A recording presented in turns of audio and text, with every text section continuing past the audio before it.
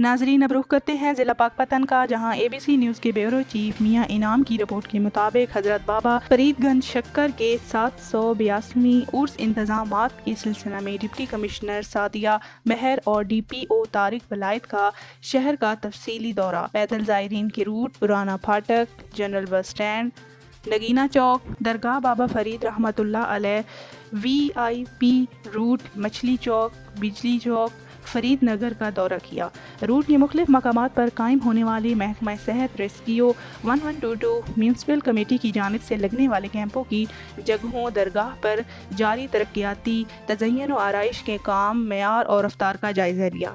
اس موقع پر assistant commissioner نعیم Bashir, administrator اوقاف ضیاء مصطفیٰ، CEO MC Fayyaz Warraich اور سیکیورٹی اور دیگر اداروں کے افسران موجود تھے۔ ڈپٹی کمشنر سعدیہ مہر نے COMC کو روٹ سمیت شہر میں صفائی کے بارے میں احکامات جاری کرتے ہوئے کہا کہ عرس پر آنے والے زائرین سمیت شہریوں کو صفائی کے حوالے سے کسی بھی پریشانی کا سامنا نہ کرنا پڑے۔